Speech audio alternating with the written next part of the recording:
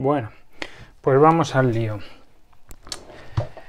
Antes de empezar a estudiar todos los tipos de reacciones orgánicas que tenéis en los apuntes, hay que explicar un poquito cuáles son las características generales de estas reacciones, ¿vale? Para empezar, podremos decir que toda reacción orgánica se da siempre entre lo que llamamos sustrato y lo que llamamos reactivo, ¿vale? ¿Qué es el sustrato? Bien, el sustrato es la molécula orgánica que va a reaccionar, una molécula orgánica, generalmente grande, generalmente una molécula grande, con cadenas de carbonos y puede tener grupos funcionales o no.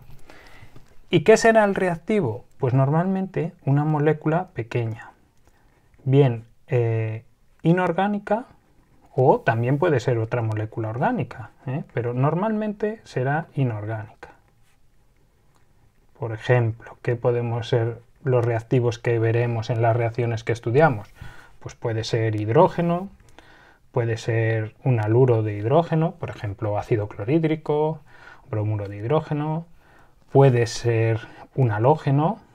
Los halógenos siempre los vamos a representar con la letra X, que vale para cualquier halógeno, bien flúor, cloro, bromo, yodo, etc. ¿Y qué se obtendrá en esa reacción? Pues lógicamente el sustrato modificado, ¿vale? Sustrato modificado. Y muchas veces se puede obtener otra molécula pequeña, por ejemplo en las reacciones de sustitución o en las reacciones de eliminación, pero no siempre, ¿de acuerdo? No siempre. Habrá veces, por ejemplo, en las reacciones de adición, que el reactivo se añade al sustrato y lo único que obtenemos es un sustrato modificado, ¿vale? Bien, ¿qué más podemos decir en estas reacciones? Vamos a fijarnos ahora en esto, en el sustrato, que es la molécula orgánica, que para eso hemos estudiado en la formulación, que va a reaccionar. En esa molécula se pueden producir dos tipos de rupturas, ¿vale? Recordar que para cualquier reacción química se tienen que romper enlaces. Hay que romper enlaces. Y bien, al romper enlaces va a haber dos tipos. Hay dos posibilidades. Dos posibilidades. La primera, ¿cuál es? La ruptura homolítica. ¿Vale? La ruptura homolítica. ¿Cuándo se produce esa ruptura homolítica? Pues se da en enlaces carbono-carbono o carbono-hidrógeno. ¿Por qué? Pues porque los átomos de carbono y de hidrógeno podemos considerar que tienen la misma electronegatividad. ¿De acuerdo? Tienen la misma electronegatividad. Entonces, ¿qué sucede? Que este par de electrones que comparten es atraído con la misma fuerza tanto por este átomo como por este, o en este caso aquí por el hidrógeno que por el carbono. ¿Qué sucede entonces? Que si yo rompo ese enlace, cada átomo se va a llevar uno de los dos electrones que estaban compartiendo, ¿vale? Con lo cual, ¿qué tendremos aquí? Este átomo de carbono con ese electrón y este con este. Y en este caso, ¿qué tendremos? Pues el átomo de carbono con ese electrón y el átomo de hidrógeno con el suyo. En ambos casos lo que obtenemos, esto y esto, ¿cómo se llaman? Pues se llaman radicales libres. Radicales libres. ¿Vale? Se suelen representar, por ejemplo, de esta forma. R punto. Ese puntito significa que tienen un electrón como desapareado. Esto es lo importante. Tienen un electrón desapareado. Puede ser en un átomo de carbono de la cadena, en un átomo de hidrógeno, etc. Porque lógicamente estos átomos de carbono pueden formar parte de una cadena mucho más larga, o este de aquí también. Eso es lo importante. Radicales libres, que hoy sabemos como curiosidad que son los responsables del envejecimiento. Ya sabéis que los científicos andan como locos buscando cómo hacer que el proceso de envejecimiento de los seres humanos vaya lo más lento posible, y se sabe que estos radicales libres son los responsables de esas reacciones de envejecimiento. ¿Por qué? Porque son muy reactivos, ¿vale? Son muy reactivos. Evidentemente no cumplen la regla del octeto, no tienen la última capa completa con electrones y van a intentarlo. Por lo tanto, van a intentar reaccionar con casi todo lo que se encuentren. Bien, ¿cómo? Pues con reacciones que llamamos radicálicas. En reacciones que llamamos radicálicas. O radicalarias, se pueden llamar de las dos formas. Reacciones radicálicas o radicalarias, que son aquellas que además necesitan catalizadores. ¿Quiénes pueden ser los catalizadores? Bueno, básicamente hay dos. Por un lado la luz ultravioleta o por otro lado los peróxidos. Los peróxidos actúan de catalizadores muy efectivos en este tipo de reacciones. Y además son reacciones que se dan en varias etapas. Suelen ser reacciones en cadena, con varias etapas. En cuanto a los mecanismos de reacción no vamos a entrar mucho, pero bueno, simplemente que lo sepáis porque los que vayáis a estudiar en cursos próximos en la universidad química orgánica, pues sí que tendréis que meteros ya con todo lo que son los mecanismos de reacción. ¿Y qué se obtienen en estas reacciones radicálicas? Bueno, pues normalmente se obtienen mezclas de productos. Como son reacciones con una cinética bastante complicada, pues no se obtiene un único producto de reacción, sino que se obtienen normalmente mezclas de productos. ¿De acuerdo? ¿Y qué más podemos decir? Bueno, pues podemos decir por último que se favorecen, estas reacciones se favorecen en de dos formas, por así decirlo. Por un lado, realizándolas en fase gaseosa, y por otro lado, si se hacen en disolución, se favorecen usando disolventes apolares. ¿Vale? Porque lógicamente los radicales libres son sustancias apolares y recordar lo de semejante disuelve a semejante. Entonces, estos radicales libres se estabilizarán y serán disueltos en disolventes apolares, o bien haciéndola en fase gaseosa. ¿De acuerdo? Bien, pues aquí tenemos lo que es la ruptura homolítica. La ruptura homolítica. Pero hay otra posibilidad. Esta sería la primer tipo de ruptura. ¿Cuál es la otra posibilidad? La otra posibilidad es que haya una ruptura heterolítica. Ruptura heterolítica. Bien, ¿cuándo se produce una ruptura heterolítica? Pues se produce cuando el átomo de carbono está unido a átomos más electronegativos que él. ¿Qué átomos son más electronegativos que el carbono? Digamos, pues tenemos el átomo A unido a un átomo, el átomo de carbono unido a átomo A, y este átomo A tiene una electronegatividad mayor que la del carbono. ¿Quiénes son esos átomos A? Pues básicamente son el oxígeno, el nitrógeno o cualquier átomo de halógeno, que como digo siempre lo representamos con X. Tanto flúor, cloro, bromo, yodo, todos son más electronegativos que el carbono. ¿Qué sucede en este caso? Bien, si yo tengo una cadena de átomos de carbono y aquí vamos a poner, por ejemplo, un átomo de flúor, ¿vale? Por poner un ejemplo, pero podría ser cualquier átomo A que hemos llamado. Sabemos que en todos los enlaces, todas estas rayitas están representando a un par de electrones compartido, pero obviamente como este átomo tiene más electronegatividad, ¿qué hace? Tira con más fuerza de los átomos, de los electrones compartidos. Por tanto, si yo rompo ese enlace, no se va a llevar un electrón cada átomo, sino que los dos electrones se los va a llevar el flúor. ¿Qué obtenemos? ¿Qué quedaría? Pues quedaría la cadena de carbonos con carga positiva y, lógicamente, el flúor en forma de ion fluoruro con su carga negativa. Bien, pues esto que se obtiene aquí es un carbocatión. porque es un átomo de carbono con carga positiva, simplemente, ¿de acuerdo? Y de la misma forma se podrían obtener carbaniones, ¿no? Sería cuando el átomo de carbono está unido con átomos menos electronegativos, ¿vale? No los vamos a ver porque son menos habituales, pero que sepáis que en una ruptura heterolítica se obtienen intermedios de reacción iónicos.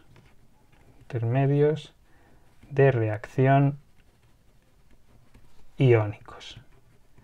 ¿Y cuáles son? Pues hemos dicho carbocationes,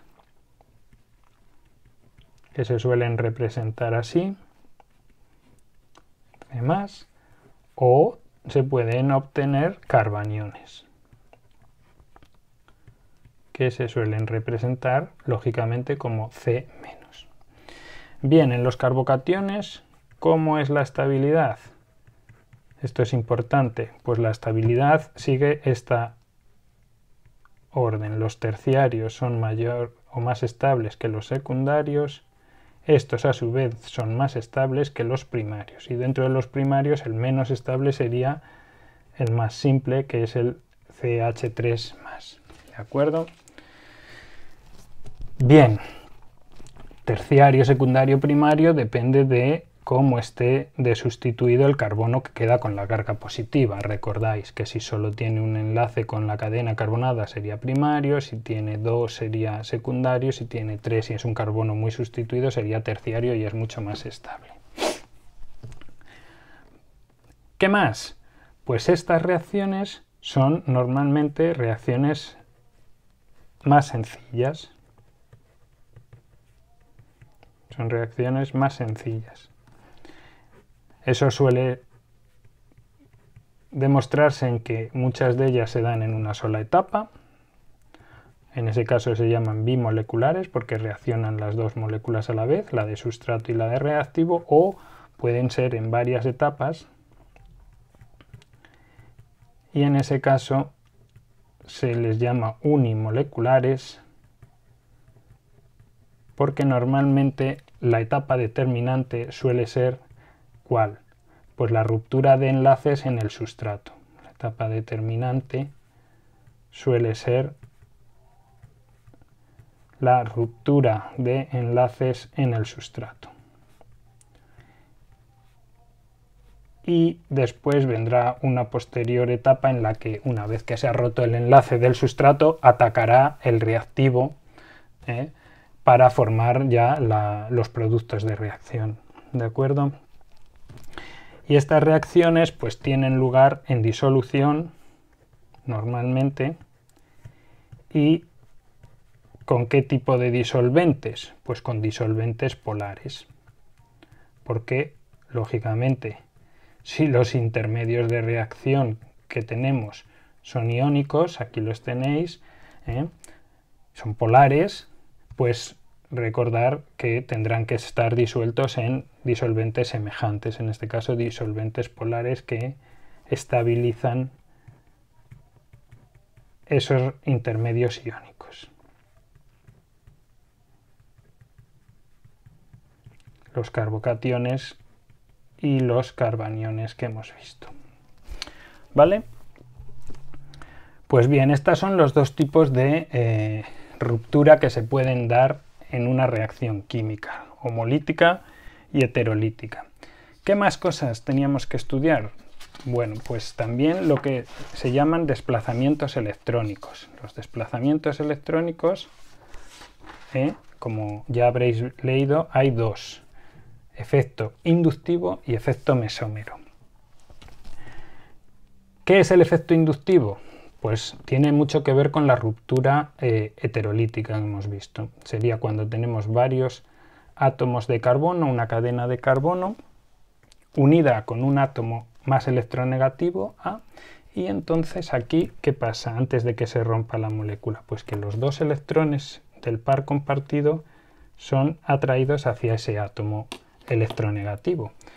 Como consecuencia de eso, tendremos que el átomo A adquiere cierta carga negativa y este átomo de carbono cierta carga positiva. Pero claro, ¿eso qué sucede?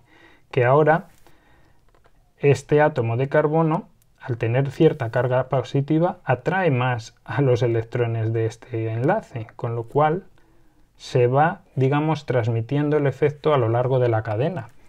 De forma que ahora este será el átomo de carbono que queda con cierta carga positiva. El átomo electronegativo mantiene la negativa y se va transmitiendo. Ahora este átomo atrae más positivo, atrae a negativo y al final, lógicamente, pues ¿qué observamos? Que este átomo A, al coger carga parcial negativa, ha transmitido la carga positiva desde el átomo adyacente a los posteriores átomos que están en la cadena. Eso explica que cuando venga un reactivo nucleófilo, por ejemplo, un reactivo nucleófilo, pues en vez de atacar a este átomo de carbono, puede atacar perfectamente en una posición más alejada de la cadena, debido al efecto inductivo. Repito, que se produce cuando el átomo de carbono forma un enlace sencillo con otro elemento que tiene mayor electronegatividad. Aquí lo tenéis. Y eso provoca un desplazamiento del par de electrones compartido hacia el átomo más electronegativo y ese efecto se va transmitiendo a lo largo de la cadena. Bien, ¿y qué es el efecto mesómero? El efecto mesómero, o también llamado efecto resonante. De hecho, debería sonaros porque ya estudiamos en el tema de enlace covalente el concepto de resonancia. Pues bien, el efecto mesómero es característico de las moléculas con dobles enlaces. Es típico de moléculas con doble enlace carbono-carbono o el doble enlace carbono-oxígeno. ¿De acuerdo? ¿Y por qué es típico de esto? Porque supone la deslocalización de los dos electrones del enlace pi hacia uno de los dos átomos enlazados, ¿vale? Es decir, que cuando yo tengo un doble enlace, recordar que cada rayita representa un par de electrones compartido. Lo que pasa que una de las rayitas era un enlace sigma y la otra rayita representaba un enlace pi con solapamiento lateral. Exactamente igual pasa aquí. Uno de los dos enlaces es el solapamiento sigma frontal y el otro es el pi. Bien, recordad que el solapamiento pi era más débil. Por tanto, donde se va a producir este efecto mesómero es en ese enlace pi. ¿Y en qué consiste? En que estos dos electrones se mueven hacia uno de los dos átomos, ¿vale? Y lógicamente en este caso hacia el oxígeno, que es más electronegativo, pero también en un doble enlace carbono-carbono pues se desplazan hacia uno de los dos carbonos. Puede ser porque precisamente ese carbono esté unido a otro átomo y ha producido un efecto inductivo que al producirle carga parcial positiva tire de los electrones. El tema es que al final lo que tenemos es lo siguiente. Ese carbono-carbono con el enlace sigma, que ese se mantiene, pero ahora, ¿qué sucede aquí? Este carbono tendrá carga negativa y lógicamente este carbono tendrá carga positiva. O en el caso del carbonilo, pues obviamente tendré la carga negativa sobre el oxígeno y la carga positiva sobre el carbono.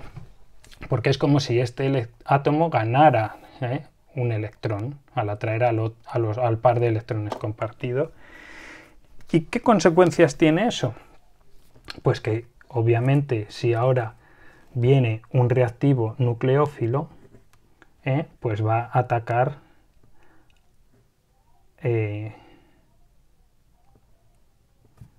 a la parte positiva, y sin embargo si viene un reactivo electrófilo va a atacar a la parte negativa, ¿vale? Igual en este caso un reactivo nucleófilo va a atacar aquí y un reactivo electrófilo va a atacar al oxígeno. ¿De acuerdo?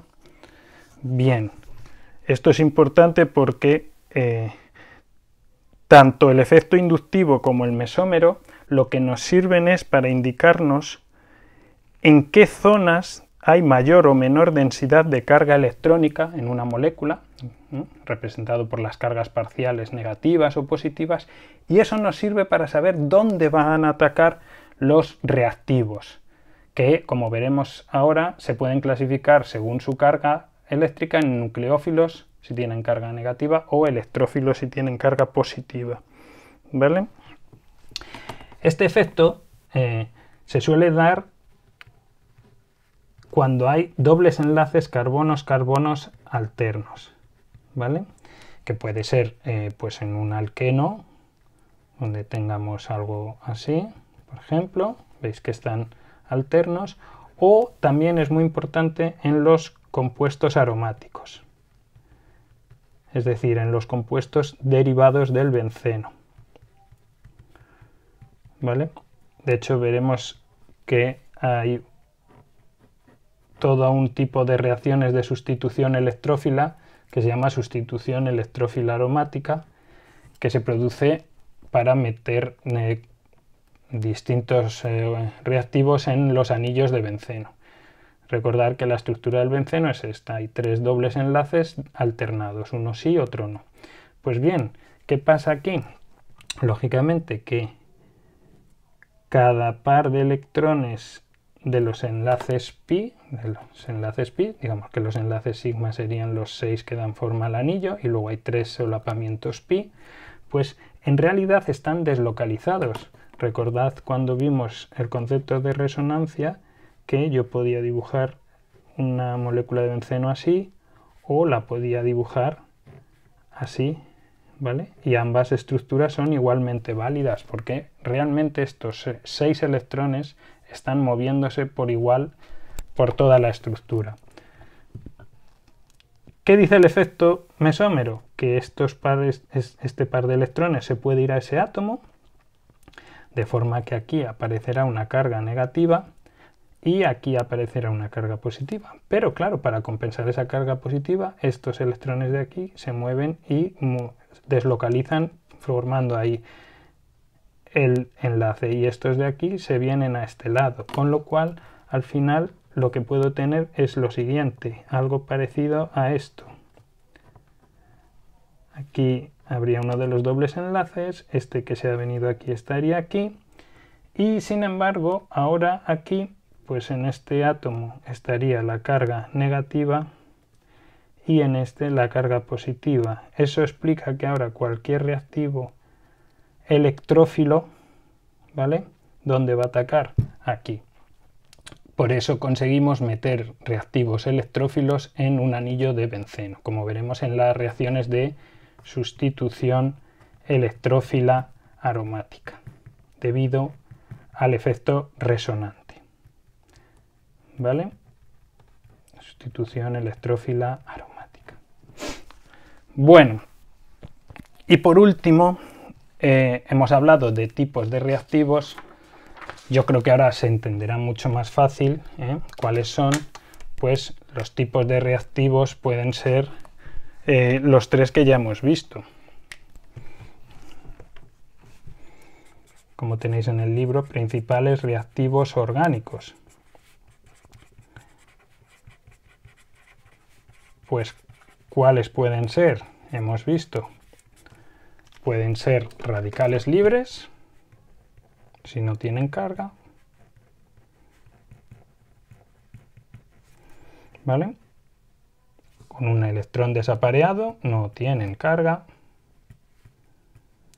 Pueden ser carbocationes, perdón, esos serán los intermedios. Pueden ser reactivos nucleófilos, que se suelen representar así cuando tienen carga negativa, o una alta densidad de carga, ¿vale? Es decir, son iones o moléculas, y si son iones, lógicamente iones negativos, o moléculas polarizadas que tengan al menos un par de electrones libres sin compartir, ¿vale? ¿Dónde van a atacar? Pues lógicamente atacan a zonas con deficiencia electrónica, zonas con densidades de carga positivas, ¿no? Como los carbocationes. Entonces, siempre que aparezca como intermedio un carbocatión, lo más normal es que el reactivo que ataque ahí sea un reactivo nucleófilo. Y por último tenemos los reactivos electrófilos, que se suelen representar como E+, ¿vale?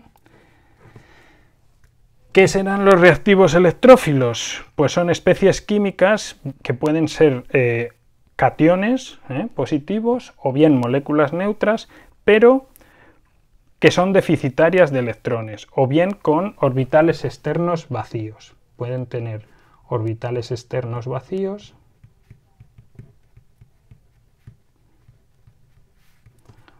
o ser deficitarios en electrones, por tener carga positiva, ¿no? Bien, ¿qué va a pasar? Que estos reactivos electrófilos, ¿dónde atacarán? Atacan en zonas con delta menos, es decir, con alta densidad electrónica. Como por ejemplo, ¿quiénes? Pues como por ejemplo los carbaniones. ¿Vale? Siempre que veamos zonas con carga parcial o total negativa, ahí van a atacar los reactivos electrófilos. Y bueno, pues esto es importante no porque lo vayamos a preguntar, porque realmente, como ya hemos explicado, y como veréis al hacer los ejercicios, casi siempre lo que os van a preguntar es que sepáis qué productos se obtienen en una determinada reacción, donde ellos os dan los reactivos y tú tienes que saber los tipos de reacciones que hay para decir cuáles serán los productos, o que seáis capaces de inventaros determinado tipo de reacciones, que te digan un alcohol, dime o escríbeme una reacción de sustitución, otra de eliminación, etc. Nunca te van a pedir que expliques cosas de esto que hemos visto, de mecanismos, pero es importante que lo entendáis y que lo comprendáis por dos razones. Una, para luego poder entender mejor las reacciones que vamos a estudiar en el siguiente apartado. Y dos, porque si continuáis estudiando química orgánica, que espero que seáis muchos los que lo hagáis, pues veréis que ahí ya sí que vais a necesitar entender todo esto, porque si no, si creemos que hay que estudiar todas las reacciones orgánicas como si no tuvieran unas reglas que cumplir, serían demasiadas. Entonces, si entendéis los procedimientos que siguen en sus mecanismos y los conceptos que hemos visto en este vídeo, veréis que aunque no te aprendas de memoria todos los tipos de reacciones, pues usando vuestra cabecita seríais capaces de imaginar cuáles son los productos que se van a obtener en cada una de ellas. Bueno, pues nos vemos en el siguiente. Un saludo.